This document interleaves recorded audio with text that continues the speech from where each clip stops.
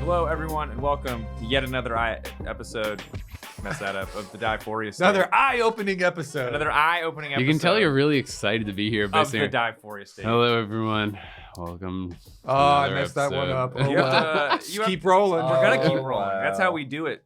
It's fast and loose here. Even You one. saw my teams at Worlds. You know how we do it. We're not here to disappoint people. I don't know who Do is. not- I'm not- here to fulfill my contractual Obligations. obligations. I Here won't so I get don't get paid if I fined. don't do that Wow. episode. Okay, all right. He is trying to make Bertrand as like a loosey-goosey cool guy, but I played Dune with this man yesterday, and let me tell you, Yeah, he it's is true. he is cold, he is calculating, and he knows how I'm to play He's board card game. counting with friends. I That's am what I card heard. counting. It's true. You're allowed No, to. you're- It's you're- a you know, it's a you're- legal you're- mechanic in the You're game. a quality gamer. I respect it. Thing I'm is, not trying to call you out. I'm I'm like- just warning the others. You're who not ever Trying play to, but board you game are. with you. Yeah, you're successfully you. calling him out. I didn't You're mean- shaming him. I don't mean what I'm the same.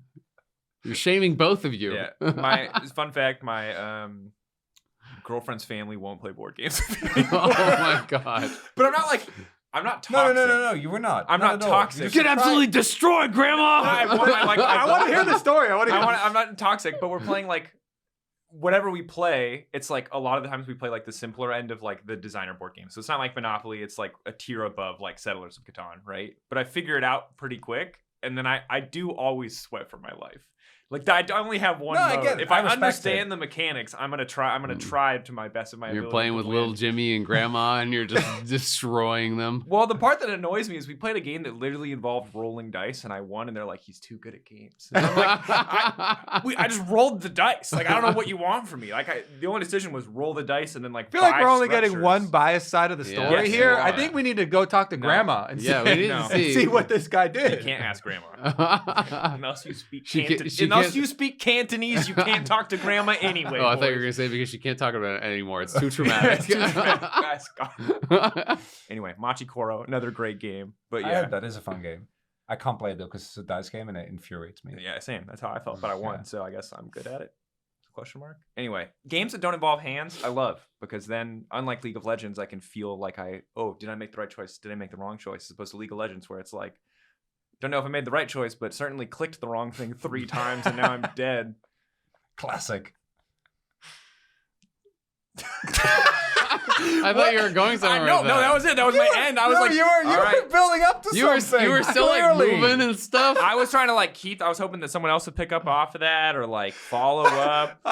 We have done so many podcasts with so many different people, and I feel like that rarely happens. There's never like a dead silence. Everyone's Well, staring. first he's not going to be invited to the board games. Now he's not going to be invited back to the podcast. You understand why I haven't been here for the Foria portion of the podcast? I mean, I'm really happy you're here because like we've been getting a very dedicated board gamer group, and now I have another member. It's true. So I'm That's very my happy. contribution. He's gonna force all the newbies to quit, though. No, because we only have everyone in the close circle is everyone's a tryhard, which is why you're here in the first Everyone's place. sweaty try hard. We all are. You can't help it. The second you understand the game, you can never I've go seen backwards. two. So in Doom Combat, you basically try to get the highest combat score. I've seen Azeal infuriate Flowers by 1 point with 25 to 26. He gave me the angriest handshake of all time afterwards. He's like, "Ah, good job. And then afterwards, Flowers dealt with his own demons by doing the same thing to Emily with 27 to 26. And then Emily was infuriated. This is good stuff, though. This is like the joy of board games. Yeah. But we're all cursed. And this is the curse of anyone who probably listens to this podcast, too, is like once you learn how to play a game, you can never go back to the ignorance of not knowing how to play games, and you're forever a tryhard. Like, have you ever tried to go back and play casual League of Legends with your friends who are terrible? No, Is that Yeah. I don't think I that's can't do true. that. But you're speaking still from like our perspectives. There are people who Yeah. can just be casual at games. We're just not those people. We're not. That's I don't think not they us. exist. I think like What? They definitely exist. no. I've It's like, seen them. Grandma is one of them, and you No, traumatized but her. Grandma never tried to learn. You know what I'm saying? Like Grandma never tried to learn how to play. She's just chilling. But I think if you once you like see how League of Legends plays and works, I've you played can't with- go back. I played with people who play League, and they've played like 9 years, and they're like, I'm an AP Caitlyn player only, and Yeah. it's like that build doesn't work. They're like, but it's what I like. But and I'm saying they respect, never okay. learned. That's what I'm saying. I'm saying you can't you can't learn how to play a game, really learn how to play a game at any level, and then unlearn that information. Like you can't make yourself forget that this is like this is more try hard than how try hard you are at board games. No, bro. Like listen, You're not winning this. Tell me this. When you play normal games by yourself, do you push your lane and then roam, or do you just forget that that's a thing that you need to do, and you just leave your lane for no reason and let minions you're dive talking to the me. tower? I was a pro gamer for 7 years. I I'm know. an absolute tryhard. I'm saying that once But you tryhard- learn, people who are tryhards exist. I play with professional players in Rank Flex, and they troll the hardest. What? but they still know how to play. They can't Yeah. unlearn the lesson. they have choose to, like, not to. deliberately But- not. I can't. I don't know. I can't. Maybe I'm the problem. This is what I'm All learning. right, this episode is us versus Drakos. yeah, I feel I like. understand now. Yeah. I get No, it. I'm I'm not the against problem. you. I'll switch sides. make I'm it gonna even. follow up. I You're just just wanna not. make I'm that not clear. against you But we're not with you either. with that phrase exclusively. Everything else I'm saying might indicate otherwise. Anyway, I don't think once you learn how to play a game at a high level, you can ever truly go back to the state of ignorance. Well, Once no, you know a build in okay. PoE, can you ever go back to just putting random crap on a character? Sometimes- no, Kobe. But you can Look ju- at me and you say can you just can. do a I'm on bad your build that's fun, No, though. you can't. Yes. You know? Sometimes I load into a game and I'm like, I'm playing AP Blitzcrank. Is it the right play? Probably not. But I'm gonna play it anyway. I know, Yeah, I've but seen you a lot of AP there's like a Blitzcrank. different level of troll. Like you're in I'm like building the death cap. In my okay, never mind. I'm not talking about ever frosting and support items. We're going Ludens. We're Yeah, going, sounds but you're good. doing The it for one-tap kicks, not blitz. because you legitimately like believe in it. You know what I mean? yeah, It's- exactly. it's a I'm playing for different level. fun.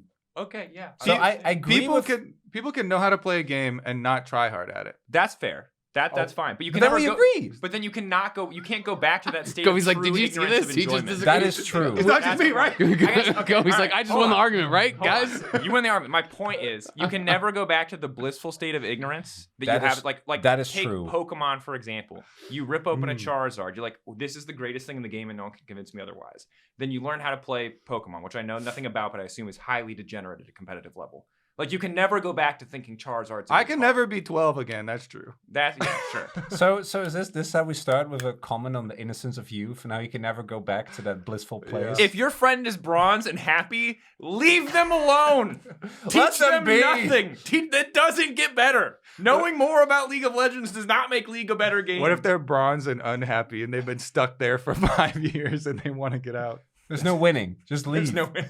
Let's go play board games. Teach them what you can. Anyway, I promise this is a podcast about League of Legends. it's not. Don't lie to the people. It's about dives and euphoric feelings and states. And ice skating. We And went ice ice skating on our off day. This is our We did. last non-league topic, I promise. I was like, was really fun. this was our predetermined So, off-topic. Kobe, topic. I have you skated before? when I was young, I like rollerbladed, and I've been ice skating a couple times. That because I figured because you were going too fast for someone who has never ice skated, but also your technique wasn't clean enough. I For still someone got who it in here A lot from of ice skating. When I was like 14, but 12. rollerblading, rollerblading Yeah. has a lot of transferable skills, so that makes sense. You're trying I- Do you guys had- want to like I open had- with the context that you all like? You want to set the scene?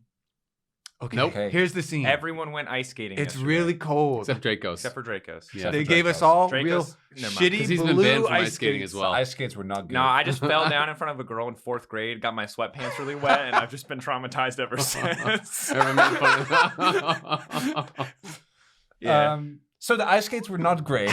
No, they were very dull blades. We had to wear helmets, and it was really fun. We went in, and everyone tried their best. There were a lot of rules though. So we're obviously the rink and you just go around in circles. Yes. So Emily started it, and because Emily is really into figure skating and she's skated a bunch before. So She was a figure skater. yeah, so Yeah. she started doing like even just trying to have one leg up, and then the people would come over and be like, nah, no one leg up type of stuff. That's getting a little crazy. And then she tried to go backwards and like, no backwards. That's getting kind of crazy. I try to like pull out my phone to take a video. No phones. That's getting kind of crazy. I was like, Jesus, we're like NASCAR drivers. We literally can only go yeah. left, and you like don't do anything else.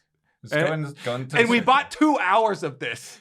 It was fun. Which we did not Had a great use. time. We did not use. We're like, wow, 30 minutes going in circles. It reminds me. Have you seen the clip of the guy at the NASCAR race who's just out of his mind. He's like, I don't know what's going on, but I'm rolling deep, and I know those cards are going real fast and real left. It's just like blitz. That was us. That was you guys. I Going figured- real slow and real left. Yeah, I was going real slow. Yeah. Yeah, I mean, you were a speed skater. I guess Yeah. you've done rollerblading. Emily was a figure skater. Valdez used to do ice hockey. There you go. Very, very enthusiastically as well. Yeah. I feel like I haven't skated since I was a kid, and I was not very good. It was much harder than I remembered. This feels to me like the equivalent of like when your friend who can actually sing invites you to karaoke, and it's like, haha, let's all go to karaoke. It'll be funny. We're bad. And then they're like killing it. No, and they no, have no. a song that they practice. But we knew their history. Okay, Him well, and that's good at Emily. least. Yeah. I thought you got ambushed into this Nah. day of like skating with professionals. Also, the shittiness of the skates inhibited them. So they were Hell like, yeah. they were better, but it, Bring 'em down. I, for one, didn't even notice the skates because That's fine. I have no point of reference. Yeah, No. you're the bronze player. He's the AP Blitzcrank. Yeah. it all works I'm out. not an AP, but I think Valdez I was was the me- best though. Valdez was for sure. quickest. Yeah. yeah. But he also tried to go backwards, and I got. There told was off. also like a 7-year-old Korean girl who was much better than all of us. Yeah. And she just came out and she stepped on the ice. I was like, okay, she's way better than me. Like I already know. Like, and then she was doing like spins and 360s and stuff in the She had middle a of the teacher, rink. so she Yeah. was allowed to.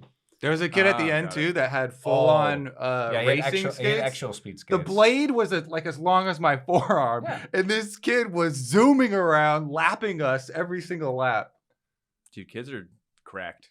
Yep. Yeah, That's out of control. It's a skate diff, bro. Yeah. We could I we will. could have done it. we could have been there. Azeal was like, I can do a backflip right now for the skates. The The skates. Yeah, it's the skates. I don't for have the feedback. grip. I don't feel have the you. grip. Yeah. The skates I are really feel holding like- me down. Any physical activity's iconic moment is when you just get like outdone by like a young child. Yeah. Because like I boulder all the time, and I'll still have days where I'm like sweating for my life climbing something that I think is hard, and then like a 7-year-old will just like wander up it. So Because their strength to weight So- ratio is insane. They're like designed to climb anything. It's not fair. because he was passing everyone when like he was like took a break and he was just like stood up. Yeah. I immediately raced out onto the rink and tried to go around as fast as I could so I could pass him. And then I passed him and I was like, whoa, we did it! I beat He like him! doesn't even know what is happening. He's literally hasn't even moved his legs. He's just like gliding still. you know what's funny is I don't know if any of you have gone hiking in Korea yet, but then the inverse happens where you think you're doing good on the hike and then you get overtaken by An 80-year-old. 80-year-old Korean grandmas in like Gucci tracksuits. in Just like mega hiking gear. You're just like, well, guess I suck at this too.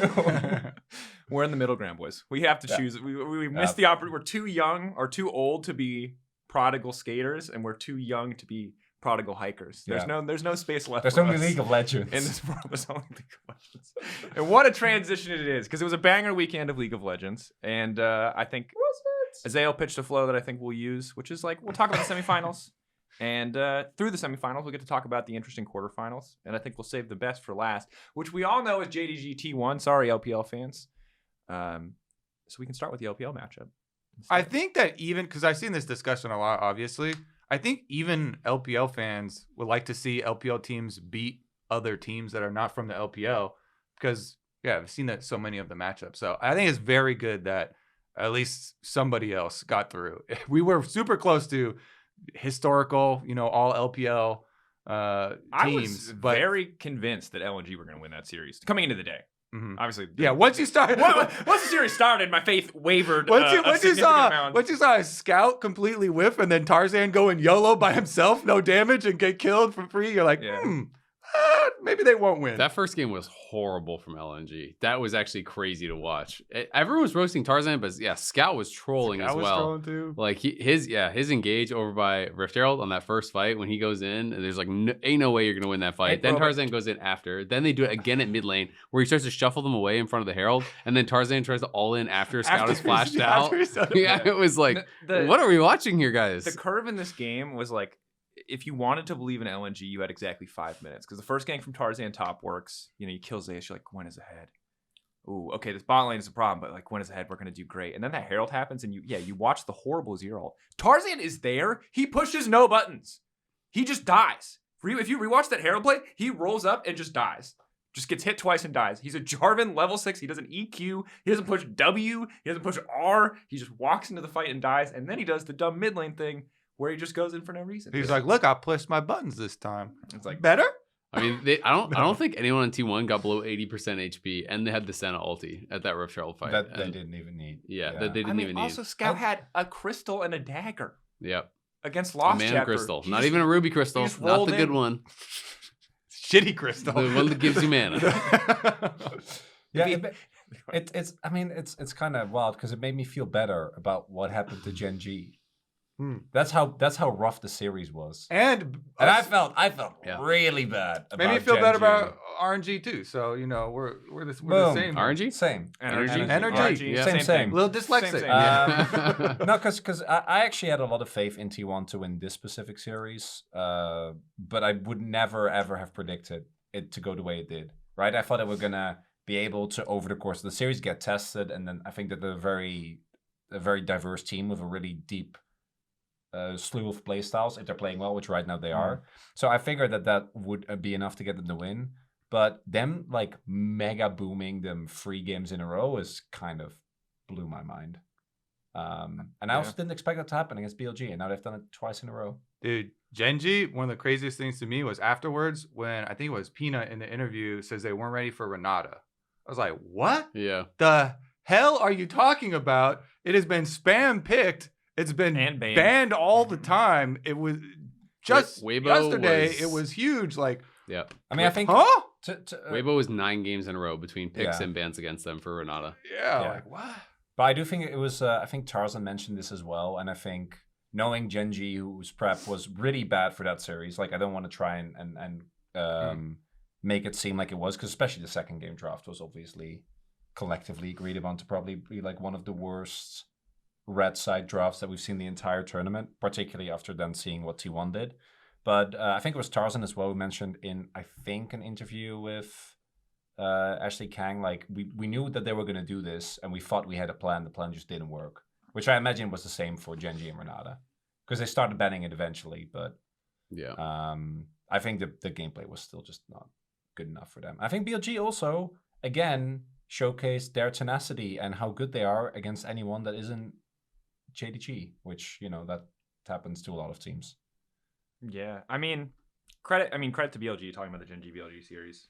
Credit to BLG for doing a lot. Like, I think Pays got clearly the center of attention. I think bot lane in general, we're seeing more and more this tournament has become increasingly important. It always comes back to bot lane. It's a shocker that the one role... A new development in the meta. Yep, the so bot wild. lane has become important. Yeah, the bot lane has become important, and the picks have become more varied, which I think is 2022 all over. Like, we're going back to just Heimer blind. It's coming. I think it's super cool though, because they were like coming in here, we're buffing all the melee engage supports, and then we're still seeing now lane priority. After like hard nerves. It kind of reminds me of the Ardent Sensor meta, like obviously in a different way, but it was like where people were going for these lanes that were just not strong 2v2s, but that's the way you play because it's really good 5v5, right? Yep. And you need this pick for later on, and people are kind of saying the same thing with the Alistars and the Nautilus. It's like, well, it's less about the lane, but you need that engage later on. Yep. And people like, in the Ardent Sensor meta, it became the LPL teams first did it, and then C9 was doing it, where it was the Caitlyn Lux lanes, and they were going Caitlyn Lux Jace, and they're just like going full on early game, and then all of a sudden you couldn't scale, you couldn't get to the point where you actually wanted to play the game out from. And so yes, I know it's different champions, but the kind of progression in the meta has felt very similar to me, where people are realizing no, people are actually being too greedy, their 2v2s are too weak, so you can just get these picks that give you guaranteed push the entire lane. The 2v2 is unlosable, and then you're completely dependent upon your jungler. But teams are so good when you have multiple pushing lanes on tracking the enemy jungler. And the level 1s that people are actually preparing, we've seen this in a number of series,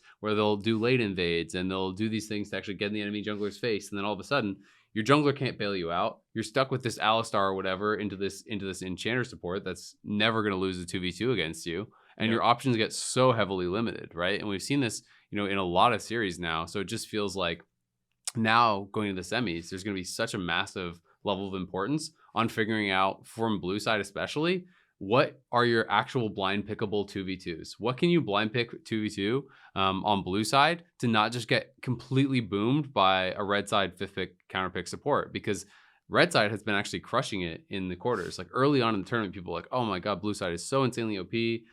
And I think they were kind of ignoring the fact that the higher seeds also got side selection. So it was like, I think at one point 80% or something. And it's still blue side favor, but it's like 58-42 now. And I'm assuming it'll continue to even out throughout as we've seen, more and more priority towards this red side counterpick style. Yeah, T1 made history by getting every single dragon in their series, all 12 dragons. Yeah.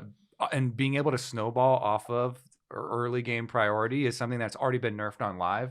Like, we're still living in Worlds patch, and that was one of the big changes that the balance team did to the game. Coming out of it was reduce ability to snowball, reduce Rift Rail, reduce early dragon power, reduce turret plates.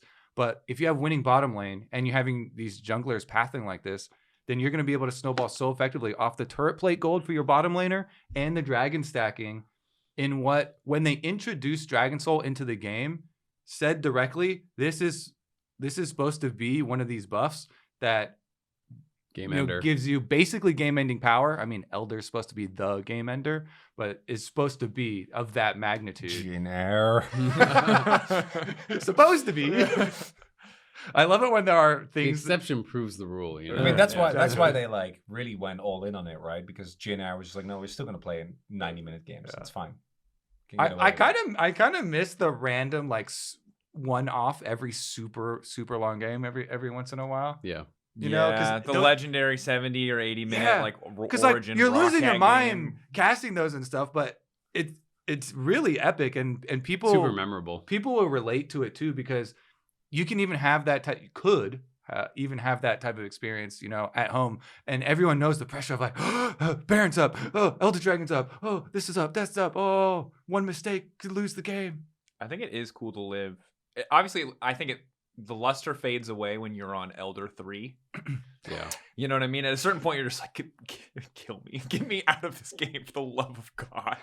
But I think that like that moment of tension that you usually see once per game, it is cool every once in a while to have that prolong, where it's like clearly the final Baron, clearly supposed to be the final fight, and then it's not because both sides are like either so bad or so evenly matched that like everyone dies or they're all walking away with 14 health bars. Like that's the thing that I don't think that we've gotten to see like a ton at this tournament, especially. I mean, it's not just this tournament. Like last year as well, and I think just over the going back to like what the Dom 1 2020 era, it feels like even with a lot of nerfs throughout the year, when we get to Worlds, so many games have come down to get lane priority, get early leads, start stacking dragons, and then you have such a big leg up. And you have exception, right? I think JDG is a really good exception of a team that can actually turn the momentum.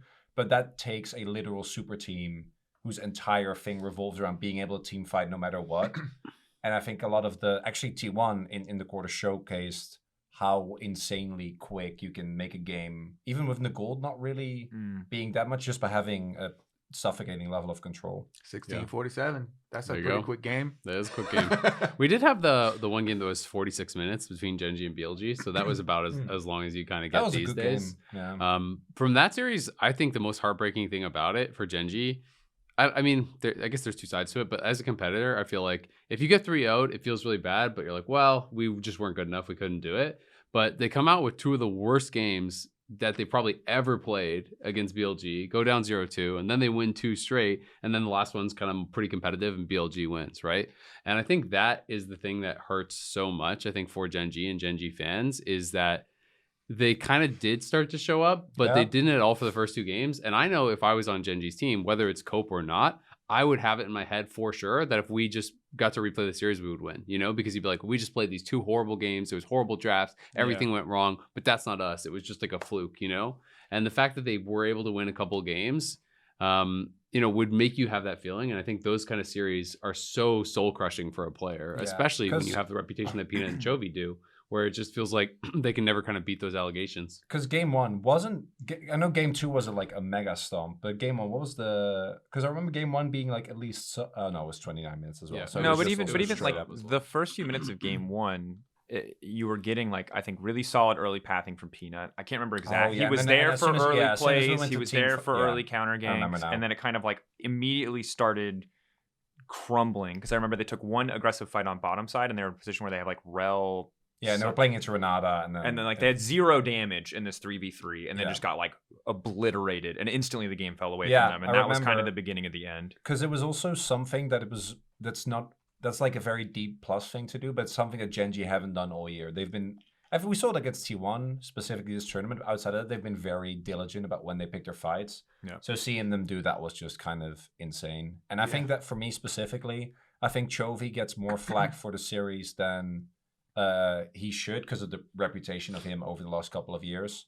But I think both Peanut and Doran were showing their worlds for him, unfortunately. I mean, Doran also had some horrible games, but he also had a monster He had the game. one Aatrox game where he was I think that was the obviously- game 3 game because the game game 1 and 2 three, he got yeah. pounded, and game 3 I think he was 1v9. Yeah, he played really well, but I still think that having like that one high doesn't really excuse the fact that he also had the game-losing play in the 5th game, and then obviously game 1 and 2 are self-explanatory. We're really bad, yeah. Yeah, I mean the game 5 was, I think, super heartbreaking because obviously once BLG wrested control, there was just like not a lot you could do. Yeah, it against was the when he Rumble. got caught in the J4 and they didn't Zhonya's or Flash when he had or stopwatch or Flash until he was 1 HP. 1 HP. Yeah. It just feels so bad because, like you're saying, if you're looking back at from the Genji perspective, they're looking back at the first 2 games like, why Yep. did not only the self-admittedly were we not ready for the Renata thing, and then they started banning it, but they even walk into the Rift Herald fight, into the giant, into the pathway, into the Renata ultimate, and it's just like it's so clearly like if you threw out those 2 games, then it seems way more competitive from that point on, right? It's just, man, it is so frustrating for something like that to come down to lack of preparation. Yeah. Even though in-game play always trumps everything, for that to be that big of a factor and them to self-admit afterwards, I feel like just stings the most forever. Yeah, it's also something that Score has actually been really good in throughout the year. So he really dropped the ball, as mentioned as well, dropped the ball. And also on the flip side for BLG, I think it also really showcases that this team is a lot more versatile than people give them credit for. And I think we've seen that throughout the year at MSI as well. Because they were a team that originally was just like Bin carries and then Shun dives ball and then maybe, First Rumble And then games of his career. First time Rumble for Bin, and then he smashed with it. And then also the Senna for Elk, which I think also hadn't played before. So it also... Energy's still alive, baby. Elk think- actually has We live Senna on. games. But I looked up his there Senna you go. games, but he had not won any of them in the LPL. He was like 2-6, and both his wins were Demacia Cup. Because it's twofold, right? It's like, I think that Genji should definitely be... Because I think a lot of the mistakes weren't really reliant on BLG doing the things in draft that they did. But also credit to BLG for just being so willing to just draw out random shit and be like, Bin, your first time in Rumble. Because if Genji would have known, they might have banned it. And then, right, I think that level of preparation and kind of surprise coming in to that 5th game is so big. Because Genji feel like you have a grasp on this team. And then in game 5, like, it's a first-time Rumble. And it's a Senna that they haven't played for the longest time. He played Rumble twice. Played in the Rumble in the series. eye second time. Yeah. My bad. So, But when you get down to the top of the tournament, it always comes down to adaptation and prep.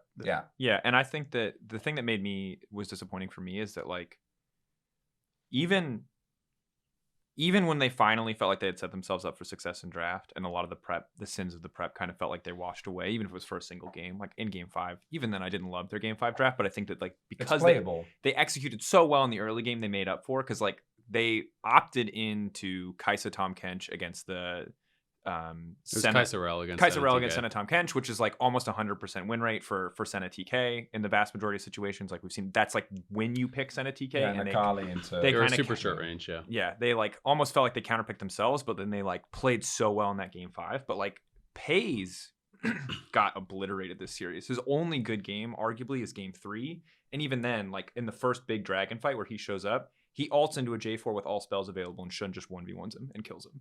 And he could have just waited. Like, he could just chill for another second. He got caught out. He had consistently the wrong guns on Aphelios in every fight. So much so that I Googled a ton of stuff about Aphelios just to make sure that I wasn't trolling. Just so I was like, maybe he's doing some big brain strategy that I didn't know about. And he kind of was, but then he was also messing up the new Aphelios gun rotation strategy. And, like, literally did nothing in a lot of these early to mid games and was dying in 1v1s or dying in 2v2s. Wasn't really a presence in team fights. So for me, it's like, it's not just a matter of if they didn't start on that 2-0. I feel like if you play on a different day, I'm willing to go to bat for Genji.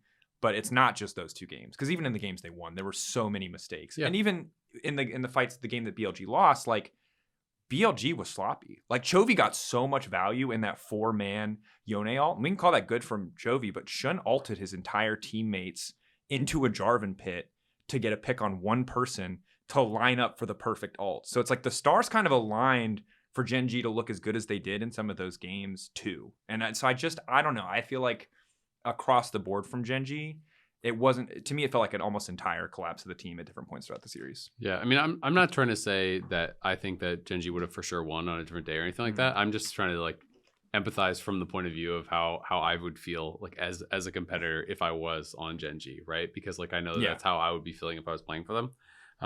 To celebrate BLG though, I thought Shun was actually insane. Shun was a monster. Outside of that one play that I mentioned where he traps his entire team for the Chovy ult, like he was incredible. He was 23, 5, and 32 across this series, which is Jarvan, which is like a ridiculous series. Yeah, and he was playing Jarvan really, really well.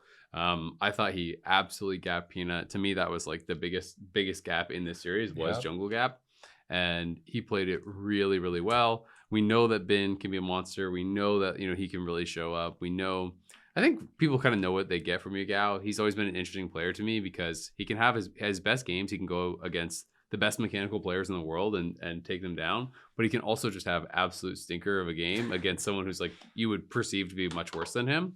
So he's kind of inconsistent. I feel like that has never really changed. But their bot lane super solid. Bin, I still think is the best carry top laner in the world. Yeah. I think that Shun, if he's playing like that, is really, really impressive. But of course, there's going to be those questions similar to there were about T1 with Owner. It's like, oh, well, if you don't give him Jarvan now, because he had such a good series on it, people are going to be really, really focused on those picks and the picks that succeeded in the quarterfinals. And I also think that in a weird way, the fact that Weibo didn't really have to show anything or give anything. It's also been the teams that we haven't seen play for the longest, right? Yeah. Weibo were the first quarterfinal. I really don't know what to expect for this semis, particularly given that LPL versus LPL historically is always just a massive, like, I don't know what the right nomenclature is, but it's messy, right? EDG versus RNG in 2021 comes to mind as well. I think the series is going to be amazing, but I actually feel like even though BLG to me seem like they should have a really large edge here, because I think that their year just has been very consistent, I also wouldn't be surprised if Weibo somehow find a way to get ahead, because I think so much of this will just come down to what is the current meta read of these two teams, and I do think that I do prefers Weibos over BLGs.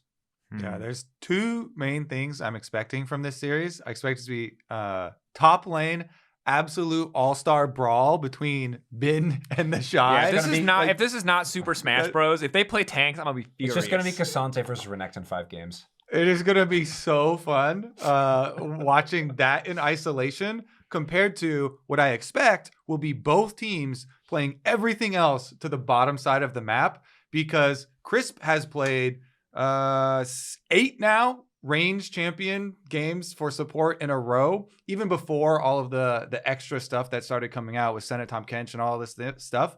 He was one of the first players onto spamming Renata. They played the Caitlyn Lux as well. Then they had the double Melios. Then even after they getting target ban, they did the Caitlyn Heimerdinger as well.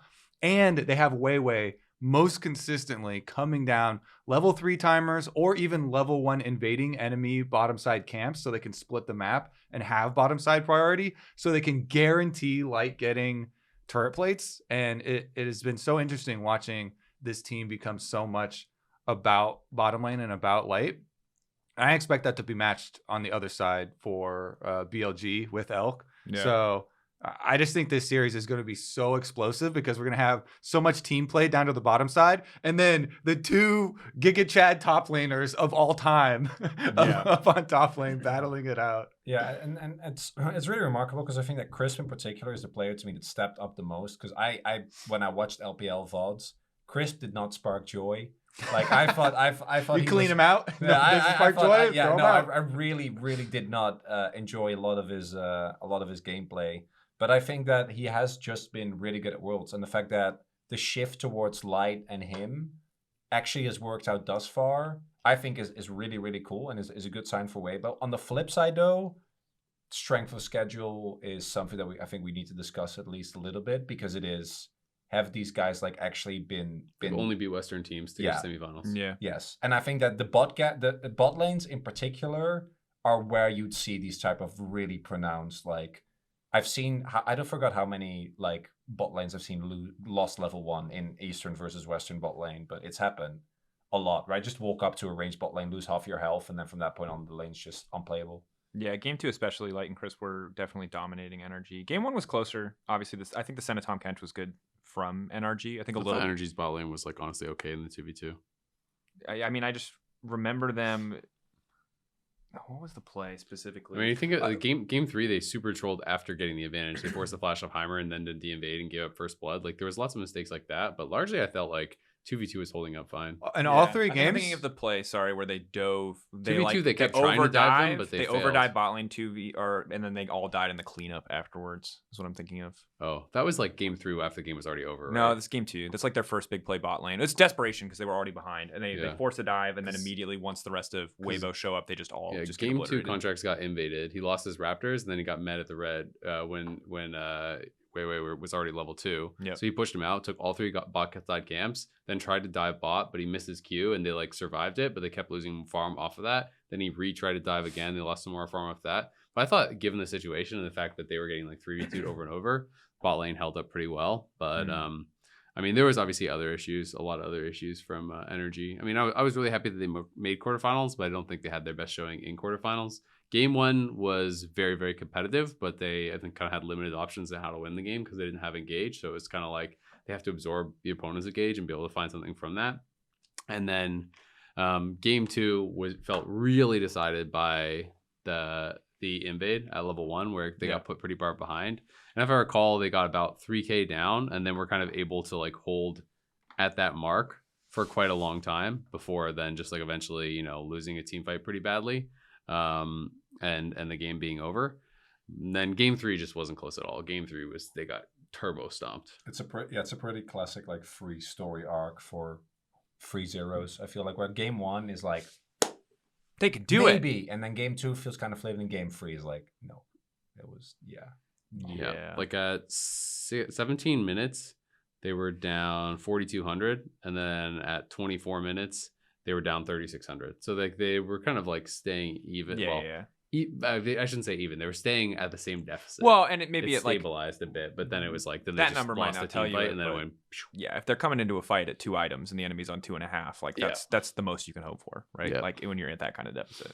But back on their series versus BLG, like talking about Shun and him being so good, especially with the Jarvan pick, I feel like they have to deny the Jarvan pick because Shun will make early moves and he will not let Weiwei impact bottom lane unless Weiwei can get poppy, because they're both really really important to both teams. I don't want to oversimplify it, but I feel like so much right now is, as you were mentioning earlier with like referencing the Ardent Sensor meta, is just the bot lane arm race. Yeah. And especially like the value that T1 have shown us on red side, we haven't gotten to see necessarily a draft rebuttal to that, where a team is able to really pick a super stable bot lane 2v2 blind that isn't going to instantly lose priority with a red 5 bot lane support counter pick. Yeah. And I think that's going to be so crucial because you saw how like easy it was for Owner, and Owner played well, but how easy it was for Owner to take over the game, knowing like having permanent bot prio across that T1 series. And I imagine that it's going to be a very similar story here because I was super impressed with both bot lanes between Weibo and BLG. I thought they both like played pretty well in these series. And again,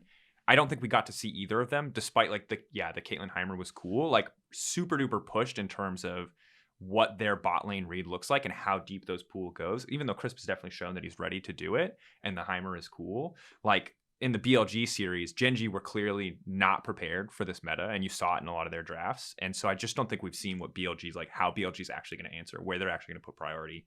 We will see, I'm sure, at some point, some Renata versus Milio. That seems to be like the closest thing to an accepted standard we're going to get for range supports. But I'm just all in on bot lane in this meta right now. I feel like bot pushes everything. Yeah, and I would, even though I think the series will be messy, I think just given the lengths that BLG have been pushed to, I think that one of the things we've really learned, especially with introduction of double elimination at MSI as well, and then also LCK didn't have it until this year. I think LPL's had it for like the last couple of years. I don't know when they introduced it specifically, but being pushed is so valuable when it gets to the later stage of a tournament because you learn so much more than if you just are able to keep winning.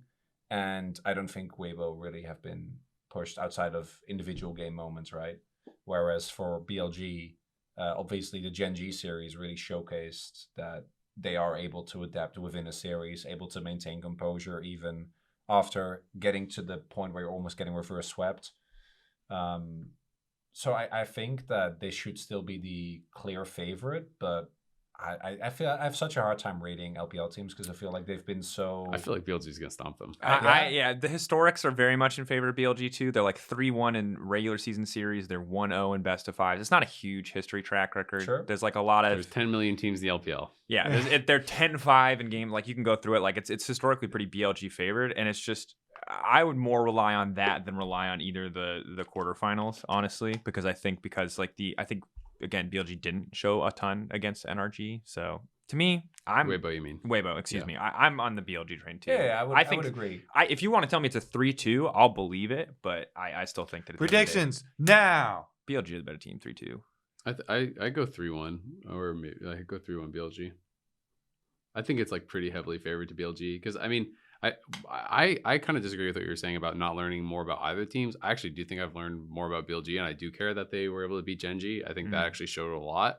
I don't think I've seen anything really new from Weibo in Worlds compared to how they played in LPL because I just didn't think that the level of competition was as high as BLG. I'm sorry. Do you not think that the Shy learning to build Gore Drinker instead of Duskblade is not revolutionary? Zeus is the Duskblade guy. I know, like and he's clapping with it. Yeah, he's the best Aatrox. Yeah, he tried the Gorge and was like, forget this shit. I'm not listening to Freak. I'm still gonna build Duskblade. I'm still gonna clap people. But it's also he's not just building Duskblade because there was a lot of other players even in the LCK that went Duskblade into Bruiser build. He's into just like full damage. He's the only one that's been doing this ever since. What did he do? He did just full. He's doing Duskblade Edge of Night. No, he did Maw. Duskblade Hex Drinker Edge of Night and then finish Maw. Yeah. This man Hexringer, that's defensive, okay? All right, yeah. But yeah, even all through LCK playoffs, he did this as well. Yeah. And it's like you can say, oh, well, he's doing it against squishy teams, but then you watch him and he plays against a Cassante or a full tank team. Doesn't care. He still goes full lethality, and yeah. he just tries to hit the back line. And it's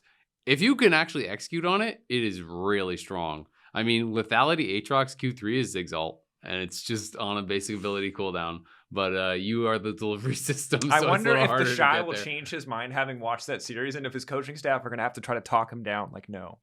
We need you to go in with your Sterix. It's going Lucian top. We need you to eat 30 cooldowns and just survive. We don't need you to try to be Zeus in this series. As far as builds go, though, it's been a really interesting Worlds because I feel like this has been the Worlds where there's been, I know Lost Worlds was like the highest ever in terms of champ diversity. In terms of build diversity, I feel like we have like 3 or 4 champions where you can go like wildly different builds. Kai'Sa's obviously the poster child. Azeal, we've seen like Aatrox. a lot of different variations. Aatrox, obviously, it's literally like Maokai a as well, completely I would say. different champ. Yeah, I think Maokai. I don't Orianna. think we've actually seen any. We've it's seen just AP like and the- Pure Tank.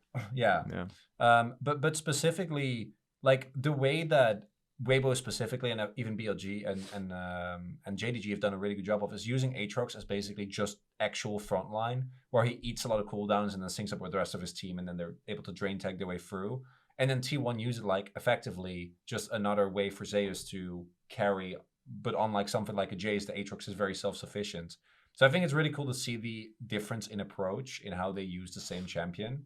And I wonder what's eventually going to come out on top because I'm pretty sure that in the other series, the other semis, it will also be hiding contest. And the Shy, I think, has also picked it like, I don't know how many times, but it's like the main champion that everyone goes to now for the blind because it's hard to reliably counter. I feel like most of the Shy's iconic moments on Aatrox's tournament, not to be disrespectful to the Shy, are like he has Sterix and Gore Drinker, he eats 1 million cooldowns, and then like there's nothing left for the actual fight because they try to collapse on the flank and they don't, or they overestimate their own damage, whereas Zeus is literally putting together the montage. Yeah, this man is, and it's obviously the build as well. You're gonna shine more if you succeed on the like almost full. It's mega damage hit or build. miss, right? Like as I was saying. Yeah, but I think that to your point, Aatrox with Sterix Gore Drinkers is literally just the tank, right? You press R, you press Gore Drinker in the middle of a bunch of people, you heal for 1,000. Turns out that's more tankiness than a tank mythic gives you, right? Yeah. So if you're able to pull it off, it's just really a different style. So I don't necessarily see one as better or worse, but it is gonna be interesting. I definitely think it's BLG favored, but yeah, I mean, I think almost everyone is gonna be predicting against Weibo, so it would be pretty exciting, I think, if they are able to make something happen. Because yeah, they had the lowest expectations I think of any Eastern team coming into Worlds. Yeah, I think I agree. Going in, I rated them lower than D+, and D+ for all their issues, I don't think didn't really get to didn't develop anything that they didn't show domestically. So whereas I think Weibo definitely has shown some level of improvement, but yeah, given the strength of schedule, I still would agree. I would probably go 3-1. But at the same time, like out of the quarters, only, I guess, 2 of them went the way they expected. Because I think Weibo beating NRG, even though it was more one-sided than I maybe thought coming in, I think was expected. And then the KT versus JDG series also went, it was more competitive than I thought, but the score was, and the larger lines, I think. If you were told that JDG won 3-1, you wouldn't have. You wouldn't bat an eye. Yeah, like, okay. In the moment when we watched that game 1, suddenly you're feeling a different kind of way. But in the aftermath, well, and in game 4, it looked like KT was going to win, and they go, "Oh, game 5." Oh, I was getting ready for the inevitable KT collapse in game 5. I was sad that we didn't get to that. Gave it too early. Fast delivery, baby. It would have been so good. We should probably jump to JDG because we haven't talked about them, I think, at all. True. And I think that almost everyone will probably agree that they're tournament favorites. I think at this point, I had them as the best team coming in. I think a lot of people had them as the best team coming in. Genji is gone. LNG is gone. That was most people's top 3. I think it's fair to say, at least among the analysts. Yeah. I don't know if that was really community sentiment or not, but at least among the analysts, I think that was fair to say. And so their only team remaining that was like a favorite, I would say, to win the competition. And they did play KT. It was a really competitive series. I felt like KT actually played quite well. Yeah, and I agree. So to me, it didn't feel like a condemnation of JDG or like, oh, JDG really didn't show up or looked bad. It was more KT was really stepping up and playing a really good series. So I still have a tremendous amount of confidence in JDG. It's been interesting, I will say. I don't know if this surprised you guys at all, but I was expecting more of the 369 Ornn kind of style that he played so much in the LPL, because I didn't really feel like that had been pushed out. So I've been a little bit surprised by his picks. I think he's still playing well. I don't think he's played as well as I expected him to, though, because I feel like for the most part, he was pretty quiet in that series. And he was playing Renekton. He played a couple Aatrox games. He had the AP Gragas game. But like, he has not looked as good as I expected. So if there was one person that like I'm a little bit disappointed in, it probably is 369, because coming in, I kind of thought I had him as like overall best top laner. Like he's so bulletproof, but he hasn't really been as rock solid, I feel like, at Worlds. His Gragas was also, I think, one of the champions that like kind of signified his turn from carry to tank. And even though he didn't go tank Gragas, I still think I was expecting a lot of his Gragas when it was locked in, and they won that game, but his Gragas was not. It was not great. He was having a really rough one. He's definitely played better Gragas games. Yeah, I mean, Keen was beating him almost every lane. No. Yeah, and Keen did not have that was actually something that really shocked me coming in. I know 369 is not a lane player, but I feel like his ability to go even in basically any matchup, any lane, was what, together with his team fighting, makes him really impressive to me. And I think Keen just hasn't been that good this tournament, so not doing that well against him is a little worrying. I don't think it will necessarily matter too much for JDG, but it is. But it is out of the well, especially given the performance of Zeus. I think it'll matter a lot because especially with the performance of Zeus, like he is unrelenting, and if he gets a lead, Zeus is the top laner that will be able to win the whole game with it. The aim hack shock blast, 30 shock blasts in a row with the gold that he got when he got those free turret plates off the teleport bottom. Like as soon as you give him any extra gold like that, it feels like. And Zeus did this so much for T1. Even when like Faker left, I feel like Zeus is really trying to put on those scary pants and put in as much work as he could. It was like 70% Zeus and then like 20% Guma and then 10% the rest. Yeah, that game was so funny. The owner just got away with murder on that poppy kill. I'm still so blown away that worked. I'm still like mind blown by that game 3, like how that even happened, how that even like that lineup connected. But back to this series with JDG, right? I think that like what was initially kind of felt good as we went through the series was like in game 3, I felt like 369 was finally like looking better. It wasn't like signature 369 team fighting, but he was like looking more and more comfortable, looking better in the matchup. The Gragas was kind of sketch though, and that was the final game. No, I'm saying game 3. Game 3, I was feeling good. And then game 4 comes around and it's kind of sketchy again. And I'm just like, you can't, against Azeal who's performing this well, you can't like ramp into a series. You kind of need to hit the ground running, I feel like, especially against a team like T1 who are so consistently good in the early game. That's kind of what I'm saying and feeling right now is like if 369 does give even like, oh, it's a marginal little bit of extra gold or you know a little bit of space for Zeus, it feels like Zeus is on right now. So yeah, I mean, the dude was behind against the Gwen, got a Hex Drinker, immediately found I can't remember if it was a solo kill or basically a solo kill top lane. They had I think it was 2 separate games where he did that as well. Because in both games he got a Hex Drink, and then one he won a topside skirmish because of it. Yeah. And then the other one, I think he got. I think it was game 1. He got the solo kill. He came back top with Hex Drinker. Always immediately all in if you buy a Hex Drinker. By the way, so good. Always also, I'm convinced Leeching Leer is the fakest item spike in the history of the game. I consider that item does absolutely nothing. No, it's bait. Riftmaker, top notch. Leeching there is not real. Just trash. So, what? The full completed mythic is better than the component? Okay. No, but like I feel like you have spikes. Like Iron Spike Whip feels good, right? Yeah. And I don't think Leeching there does. I think it's just it feels okay against tanks, against low damage matchups. I think it's fine, right? Because he has sustain, but against a lethality Ace Rocks. He didn't have any lethality yet. He just came in and dunked him with just raw Hex Drinker, Doran Shield, bro. I mean, for this matchup though, the thing that actually might cause me to predict the upset, because it's always fun to look for the changes in data leading up to this that could cause you to do that, is that Owner is playing way better than we have seen Owner play in all year, basically. He is playing so much better, and I'm trying to separate how much of that last series is like, you know, you're hyped on it. Yeah, they're just like, oh, we're shooting on them everywhere. I think to be clear about how like weighting that series, I do think it's important to call that. I think LNG played poorly and T1 did play exceptionally well, but I don't think like you can't let this series decide your entire opinion of T1. But I think that even leading up to it, Owner was already playing better. That to me is really damn. They also 2-0 BLG, and BLG also looked bad against them. Sure. So I think the back-to-back. So if it was just one of the two. Sure. I wouldn't value it as highly. But I think T1's early games have probably been the best of the tournament. Yeah. T1's early games have been good. Early games have been really good. Glad you're seeing the line. Their drafting looks great. I'm looking for the angles. Yeah. Like, I'm on the T1 train. I just don't think you should be like, look at the JDG series and be like, oh, well, they struggle against KT. JDG, the thing is, it's like their early game isn't as dominant, but it doesn't necessarily need to be because they're so good at 5v5. That's always been their thing, is that they are just magic in the 5v5s. And I think their drafts have been smart with it. The one game where they did Rakan Wukong, I thought was really, really smart, because KT just had, I can't remember, it was like Azeal and Xayah maybe? I can't remember what the AD was. I'd have to look. Azeal Xayah. But they just like were able to overload the backline so heavily and push them back with just the Wukong and the Rakan.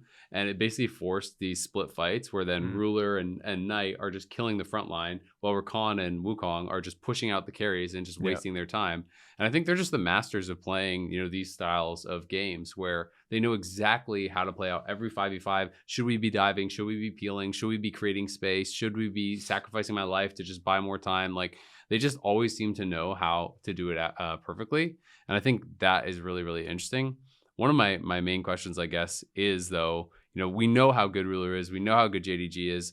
Are they going to be moving towards these kind of like kooky bot lanes? Because when I think of missing, I don't think of that style really. You know, they're much more the 5v5 team. The lane focused pick that I think of with Ruler is the Kalista, which is generally permanent banned against him. He will not play Kalista. Yeah, it's going to get permanent banned, right? So it's like, I just don't know. Like, is Ruler and missing the bot lane to go to like the Caitlyn Lux and stuff? Like, I don't think so. So to me, that's the kind of one thing that I think T1 does have a really big draft advantage potentially in bot lane, because we know that they're hyper flexible. Carrier can play literally everything. He was the best when it was this double AD carry meta. He showcased that again, and they're cooking up some really cool picks. So even if JDG are better team fighters, which I would definitely say that they are, it doesn't matter if you're coming in, if we're expecting like a lane disadvantage top and you're expecting a lane disadvantage top, all of a sudden if you're just, or excuse me, bot as well, if you have 2 losing lanes in every game and you're getting kind of cooked in draft, then you're going to be too far behind potentially. Yeah, I actually, because you were saying predicting the upset earlier, I actually think that this is mega 50-50 matchup.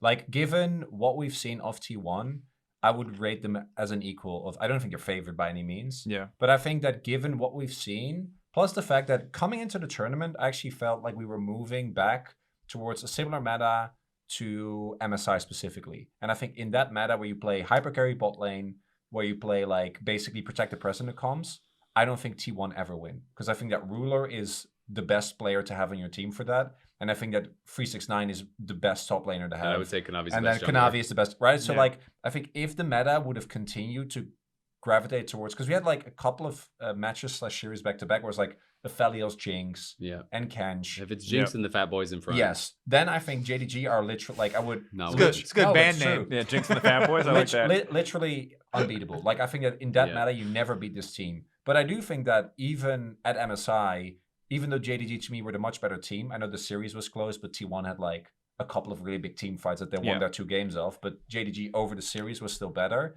I think that the meta shift to me means that this is like a mega close series, and it will kind of come down to how the game, because game 1, T1 is going to go mega lane all in.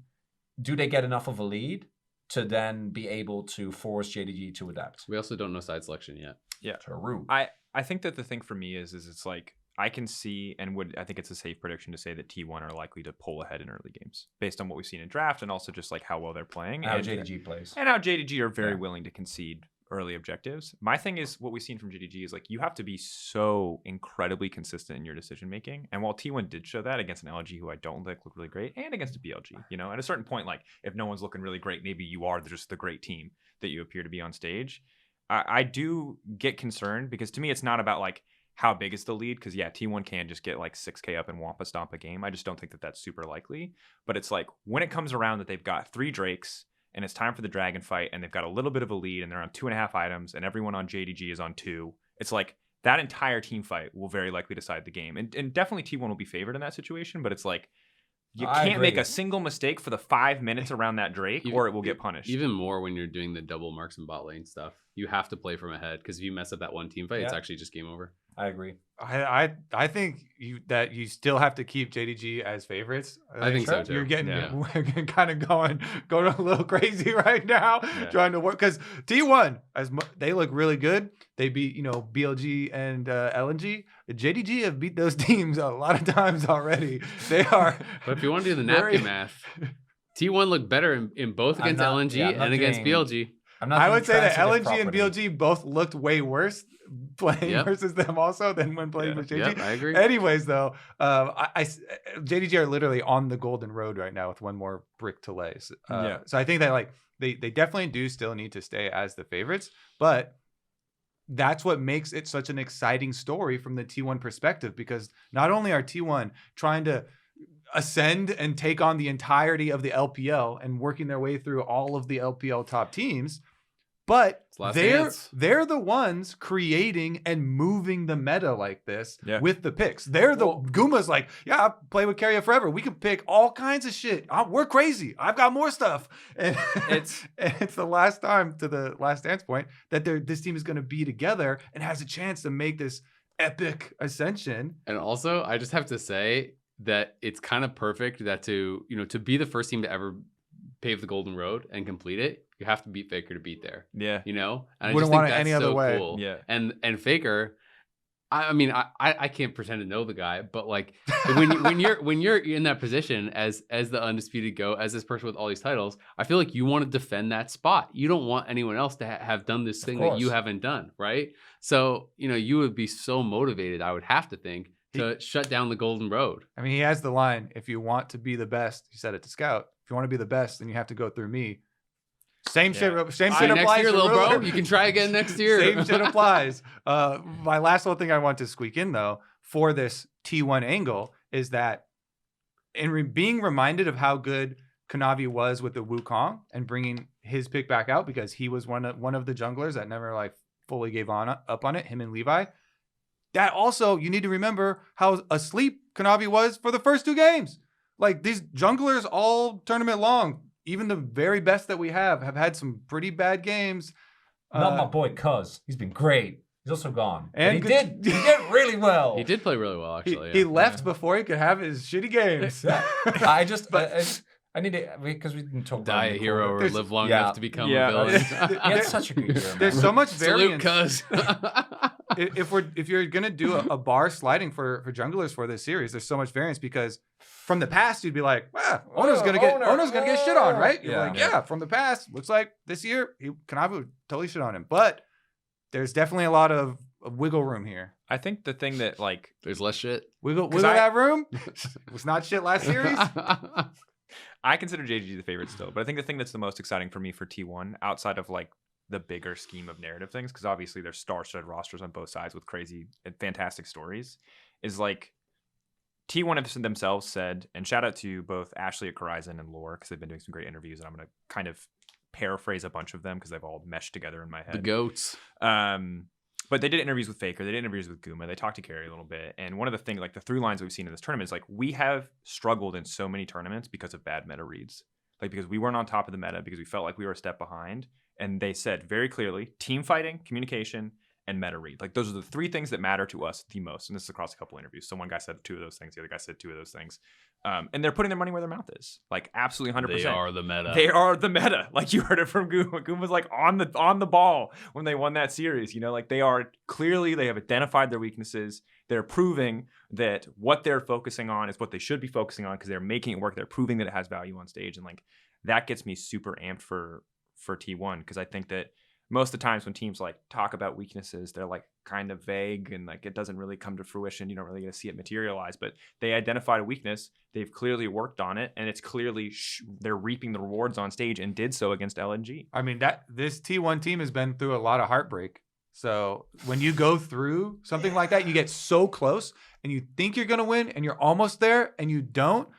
That forges a bond that's so strong. Or you just get really depressed. Or you get really depressed and go home again. Or and then the team breaks You're up. like, actually, I'm glad this is the last dance. Hear me out. What I think is going to happen, I think T1's going to make finals, and then they're going to lose again. No, that is the only that is so unacceptable cruel. story. No, but like that is the only bad story. This I is don't this want is the kind of no. guy that wants to watch Carrier cry again. I don't like. I obviously am mega emotionally invested in this And team a to big win. fan of Game of Thrones season 8. No, based on what like- you're predicting. He's like, the Red Wedding. I want him, love that so episode.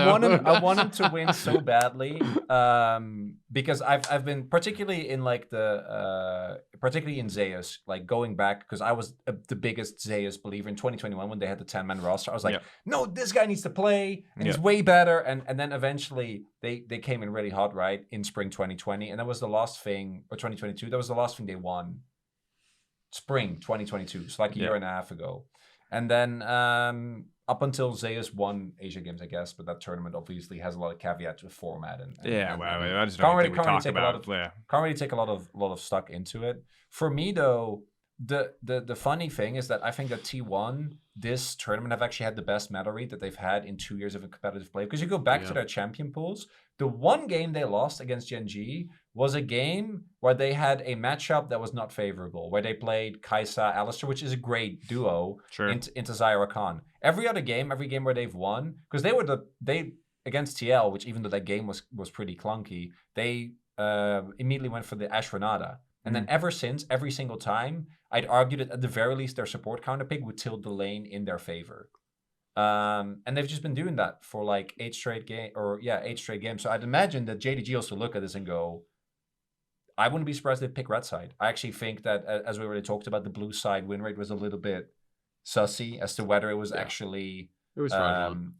So I think that it's just going to come down to that. And I think after game 1, we'll have a really good idea. Because either T1 somehow still get an angle in bot lane, get enough of a lead to win through that, and then the series becomes really interesting. Or they get boomed in team fighting, and then maybe they default back like they did against BLG, right? Where they went for a like Jinx, Kench style comp. But I think if it comes down to that, then JDG always wins. And just small aside, I know that people had tweeted out that JDG chose red side for this. The coin flip hadn't even happened yet. So that was fraudulent. Whoever tweeted that out wasn't true. Hasn't happened. So that's why we're talking as though we don't know. And maybe if they win the flip, they will pick red side. Maybe that's true. I don't know. But the flip hasn't happened. Yeah, so there's no way.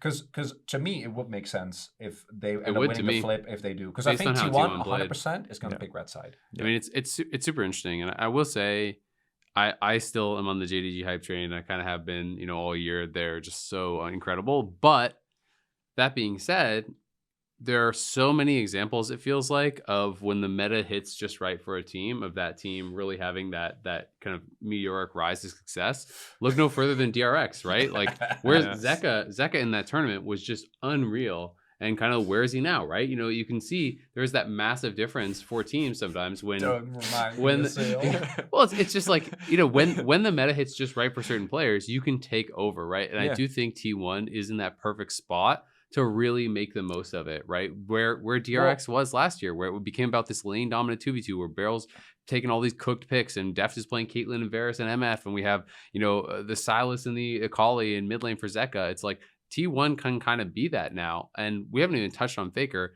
because the reality is, for the last couple of years, Faker hasn't really been this story for T1. He's kind of been more the supporting cast, but he has been playing really well individually. Yep. And I think that team starts to get really, really frightening when even your kind of like supporting cast mid laner is playing that well, because he was a monster in the last series against LNG. He was getting the better of Scout. He was winning. He won 2 out of the 3 laning phases, I would say. I think it was only game 3 where Scout got the best of him.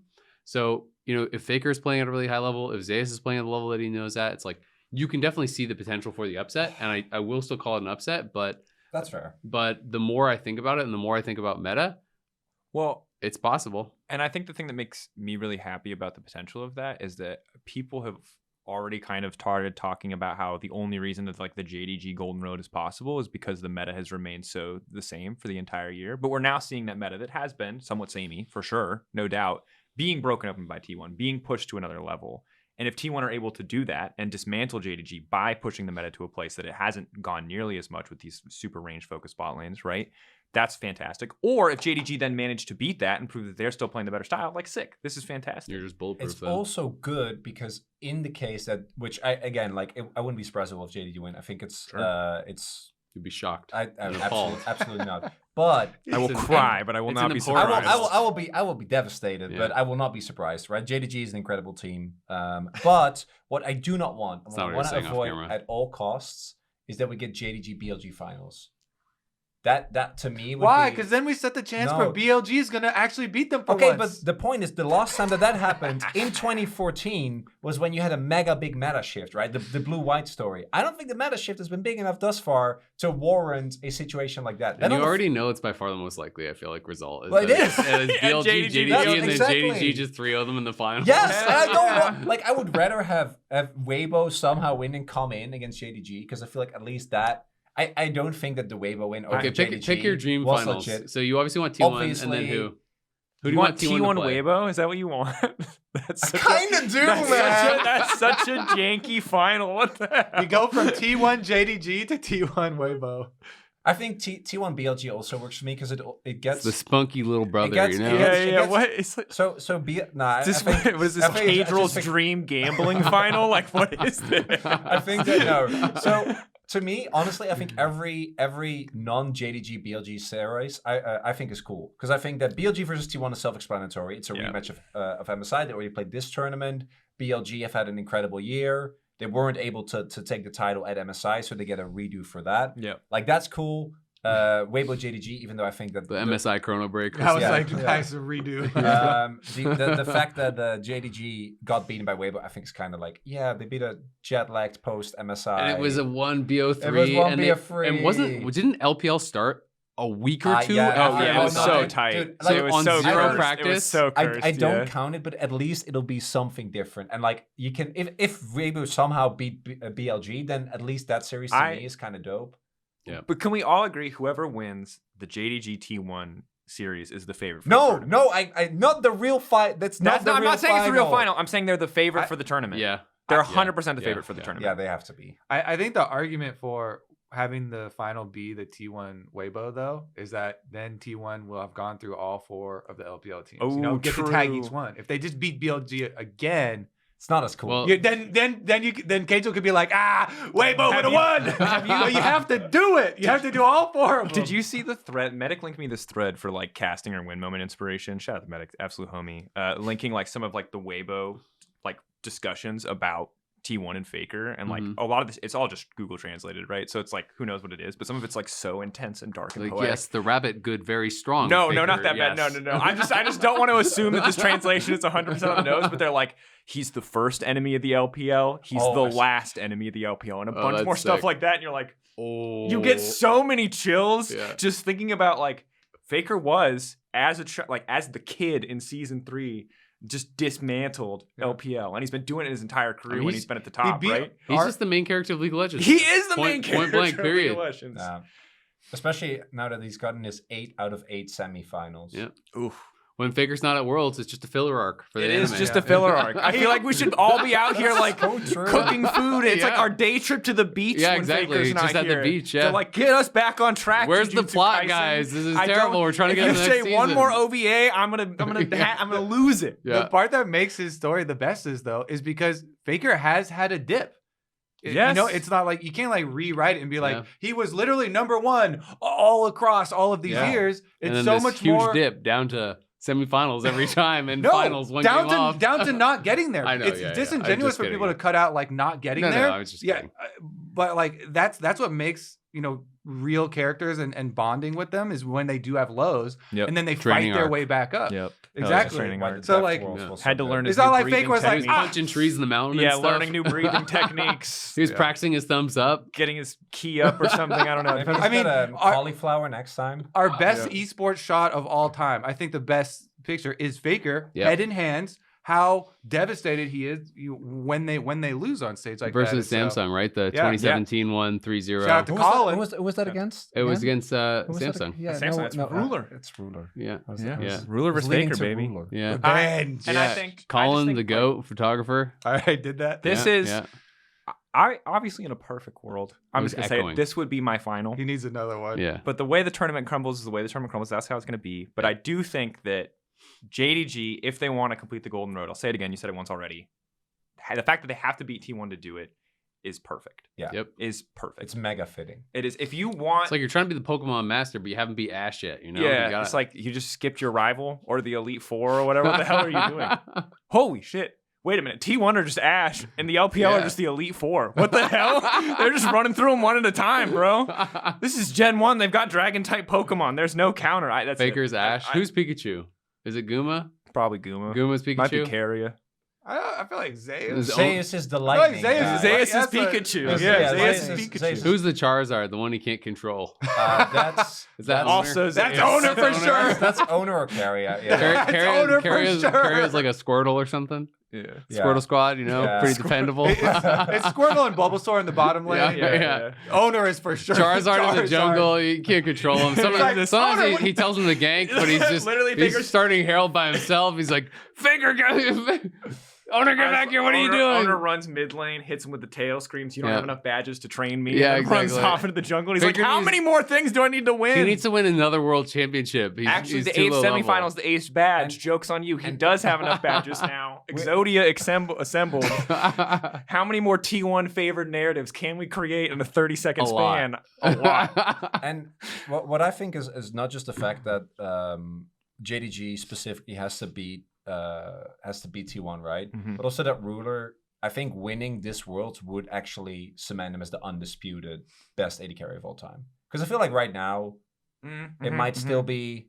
I already up in the think he air. is. I think So yeah, I mean that's fair, but I feel But I like guess, that, are you on like, Deft? I'm still on Deft, Yeah. but although Deft didn't have the best year, but Deft, given his, I really value longevity, right? Deft has been around for like since season 2, 3. Yeah. Yeah. So They're Ruler both was there since season 6, but I think the moment he wins Worlds Again, and he's able to yeah, again, I don't think it's very valid already to argue that he is, but especially if he's able to win this Worlds, there's like you can't make any argument. I forgot we were talking about this earlier, but it's also very Ruler will then just be point blank one of the best players of all time. Which again, you can He already argue is. he Yeah. He already is, But but you're like, talking about like second best ever because Faker, Sure. you still have Faker a long is ways to go first, to pass Faker. clearly. It's like Faker, and then there's a big gap, and then there's some people in the mix. Yeah. Yeah. God Ruler is is one of locked them. in. Now we discuss all the. Yeah. We The discuss the, the other disciples. one. You're Well, going for the mini goat. You got to you fill know? out the you got to mini fill out goat. the Mini goat. Okay, I like mini goat. I was gonna say the pantheon. Get the rest of the No, Greek no, gods it's up there. the No, mini it's the goat. mini goat. Yeah. All right, there Yeah. you go. You can have a couple mini goats too. Yeah. I mean, It's All right. like the goats' babies, you know? We did predictions for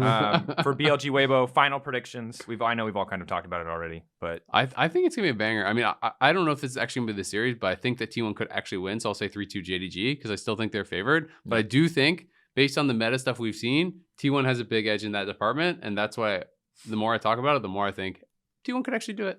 But if by the more you JDG talk team about it, you fighting. mean the more random anime references we make to describe T1's I story, do then I'm like also the getting Pokemon convinced. stuff. That was really... that pushed me from 3-1 to 3-2. The Pokemon was... Sorry.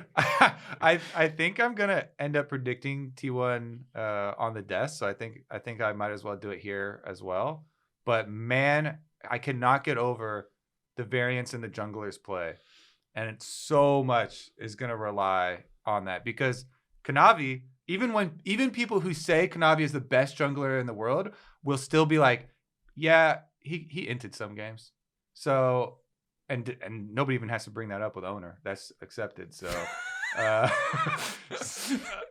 he entered all the games. It's literally the third line in his resume. Underneath his name and his like accomplishments, the third section is. But now he's playing good. He's on a roll. So Yeah. 3-2 also for T1. 8th gym badge for Faker. So now If Jim Badge is good. Now he can control him. Chronicler, I assume we can guess where you're gonna go, but T1 3-0. Couldn't Bold. guess that. yeah, I'm not gonna like counter predict and go JDG 3-0 because I'm actually not Why that not? No, confident. I was memeing. Nope, too late. No, Move on. we locked it in. I'm That's locked the, in. that's the Go clip. ahead. Now No, say I- Knight what I- sucks, and what we'll I- just clip what I- that out, and we'll just Yeah. send it straight to China. Think how What many I- views this episode will get. It'll be amazing. I think JDG is way too good for that to happen because I think that LNG kind of collapsed. But I think that the thing that has impressed me most about JDG is, and this has been a thing for a lot of the best teams, we saw it last year with DRX as well, is if a player is underperforming, the other players will step up. Mhm. So I think that there is no way that it's ever 3-0. I'd be leaning towards 3-2 or 3-1. But 3-2, I think, given how high the level of play in this series should be. It's gonna be Yeah. such an insane series Yeah. if we actually get that. This I'll be is- so sad if either way. If it's a I- 3-0, it's a tragedy Yeah, either it's a side. tragedy. Yeah. Yeah. I feel like predicting anything but a 3-0 or but a 3-2, sorry, is kind of, you're trying to get ahead of the form of the team on the day, which is what I think happened in the LNG series, right? Yeah. So the only one who can do that is Jonas Strong, and I'm not Jonas Strong, Okay. so I will not predict a 3-0. I has to just like the awkward thing about a 3-2 is like, or 3-1 is like, I actually think game score isn't the most significant thing in showing how close the series is. Like so much of it happens in the games, right? But KTJDG, I think, was a much closer close series 3-1. than it would indicate, Yeah, right? I mean, energy clearly could have. Yeah, it was a Yeah. close. That was a close 3-0s 3-0. could be misleading. Yeah. Yeah, that was the I think closest it's It's not 3-0 about the we've ever score seen. at all. Okay. Yeah. And Just like really- Mad Lions versus T1, I think we Yeah, can all agree. yeah, Very Two close. 2-0s though, those are spot on. And Yeah. think how close KT was, in the next series. So really, Anyway, Just gotta I'll start. go 3-1 just so that I'm different from Isaac, so I can pretend like I have some kind of clout, and the odd chance that respect. yeah. If you're gonna do that, just go for the 3-0 then, because Yeah, No, just I'm not commit. going for the 3-0 because that's just I don't believe it. Commit. No, what are you talking? I'm not going to get peer pressured into a prediction. People predict stuff. I they don't gain believe and all the lose time. nothing for this Yeah. prediction other than the ire of random people on the internet. Oh, that's why you make them so people get upset. And then 3-0 JD. You can also And we go get the more Kobe strat comments. in LCS where he predicts one on the dive and then the other on this or that. wait, what? Sometimes you change your mind. And then he's like, and I nailed it last week. Hedge my bet. Sometimes you change your mind. I You take get it new back. information. So I'll say 3-0 JDG here, and then when it comes to us on the cast, I'll be like, damn, looking like a 3-0 for T1. So and then you it's just clip out piss the off one that's everybody. right. Yeah. I Do the thought freak Raz strategy was the on Twitter. flip-flopper. Kobe does it as well. Well, See, he doesn't flip flop. He just does two different predictions. exactly. You never have to you flip. play both sides. Yeah. It's Schrodinger's prediction. Yeah. My left brain, the Raz more is creative definitely the side, flip believes flopper. in With T1. game to game, he'll be like, I think it's a 3-0 for C9. Next game, actually, you know what? It's looking like a 3-0 for TSM, and then TSM lose. I think it's back for He's just values recent performance very highly. Very in this case highly. of recent performance is just the Extremely previous game. Decides the entirety of the prediction. Yeah. But All I right, think we did it. we did it. Good job. Those are the semifinals. Gearing up. We'll see who comes out on top, who can make it to the finals, where we're back in Seoul. Just no JDG BLG, please. This is the last episode from That's all I Busan. Busan's dope. Yeah, no. It is really dope. Busan is great. Busan's I've loved been it here. awesome. So much good food as well. Everywhere we There's go, we been have no like- nuggies I or like grapes both. in my Yeah. pad thai. Unlike Seoul, where there's no good food. I like both. There's good food in Seoul, just I mean, I your guess area is just kinda- not your where we area is are as kinda much. rough. Yeah. Max took me to a bomb We restaurant. did actually get grapes. in an Indian We did, restaurant. and that was very weird. which was the Yeah. worst part of because that lunch was As great. like dessert or No, like it was on bread. It was mango and grapes on bread. And I was But like, you know what? You I'll give ordered it a that. try. You ordered that though, and you read that it has grapes. Grapes was in the It was description. not a surprise grape. It was not a surprise. No. See? we just wanted Yeah. to try it. You- Which is Yeah. why I was and willing also, to try it. And Flowers it was very there, not good. and we all know how strongly he feels about grapes. Yeah. So I wanted to True. make sure he got his. that's his the quota. best fun fact we've learned about He ate this every entire grape tournament. around. Loves He grapes. loves grapes. Yeah. So Shout out to much. Flowers. Green grapes, red grapes, all kinds of Yep. grapes. He's very inclusive with his grapes. Yeah, and if you want to hear more about grapes, tune in to the start of the show this weekend. 2 back-to-back incredible semifinals. We got the LPL versus LPL matchup on Saturday. I'm the hell is closing the us grape out. tie-in? Grape tie. Nothing. There's no grape tie-in. But I know You're that that's the promising. content that hooks people in. Well, hold me Maybe accountable. Flowers Okay, you will know be what? drinking some grape juice. The on only way they podcast. can hold me accountable is if they show up to watch the pre-show and see if there's any grape-related content. So And I if think it's a not, win. at Drakos. And on then you've already Twitter. won. No, that's not even my. Actually, yes, that is my @. I take it back. @Drakos, whoever that is. Let them know. Do you have Twitter? No, I do, but I think it's. I don't think I got it. I think some other random guy has it. All right, so add him if there's no grapes on the pre-shows, but do watch the pre-shows. Start Watch to the finish. pre-shows. So otherwise you can't say that there's no Bangers. grapes. These guys will be on them depending on what day it is. We may be. Maybe not. Who knows? Perchance. The only way you'll know is if you show up. This has been episode whatever. 4. 4. Thank you. I wasn't here for the only one I forgot. Of the Divephoria State. Thank you, gentlemen. It's been a pleasure. Have some 6 semifinals. See you all there.